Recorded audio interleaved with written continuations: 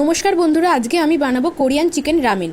এটি একটি Korean dish, এটি একটি স্পাইসি কোরিয়ান ডিশ, যার জন্য আমি 8 পিস মাংস নিয়ে নিয়েছি। মিনিমাম একটা হাতের তালুর থেকে একটু ছোট হবে, মানে হাফ হবে ওরকম সাইজের মাংস নিয়েছি 8 পিস। যার মধ্যে আমি দই দিয়ে নিলাম, তার মধ্যে আমি একটুখানি দিয়ে নিচ্ছি লঙ্কার গুঁড়ো, হলুদ গুঁড়ো, ধনে গুঁড়ো, জিরে গুঁড়ো, নুন, তান্দুরি মশলা এইসব দিয়ে নিচ্ছি। 1 চামচ করে প্রতিটা মশলা দিয়ে ম্যারিনেট করে 1 ঘন্টা রেখে দিতে হবে। একটা সস নিয়ে নিচ্ছি, 3 চামচ সস নিতে হবে, 2 চামচ ভিনিগার, মানে 2 ছিপি নিতে পারো ভিনিগার, 2 ছিপি সোয়া সস দিয়ে একটা সস প্রিপেয়ার করে রাখতে হবে।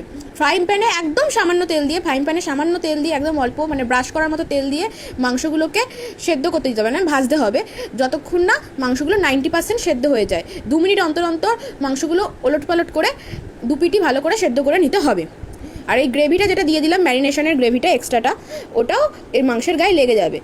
এইভাবে এরকমভাবে 90% মাংসটাকে তো সেদ্ধ করতেই হবে। 2 মিনিট অন্তর অন্তর এপিট ওপিট পাল্টে পাল্টে করতে হবে। তবে সেদ্ধ হয়ে গেছে তখন নাবিয়ে নিয়েছি। নাবিয়ে নেওয়ার পর মাত্র একটুখানি বাটার দিয়ে নিতে হবে। বাটার দিয়ে নিলাম, আর রান্নাটায় তেলের কোনো আর লাগবে না তেল। তো এবার একটুখানি রসুন কুচি দিয়ে নিয়েছি, একটা গোটা রসুন কুচি দিলেই এনাফ হয়ে যাবে। রসুনটা একটু ভাজা ভাজা হয়ে গেল, একটা গোটা পেঁয়াজ দিয়েছি, একটু ক্যাপসিকাম দিয়েছি, কিছুটা লঙ্কা কুচি যতটা ঝাল হবে। আমি 3-4টে ছোটো লঙ্কা কুচি দিয়েছি, বড় লঙ্কা হলে 2টো কুচি দিলেই হবে। 1 চিমটে নুন দিয়ে দিয়েছি ভাজার সময়, যাতে সবজিগুলো তাড়াতাড়ি সেদ্ধ হয়ে যায়। নুনটা দিলে বেশি নুন দেওয়া যাবে না, কেন ম্যারিনেশনে অলরেডি নুন আছে 1 চামচ, তাই জন্য এখানে 1 চিমটে নুন ইউজ করা হয়েছে। এবার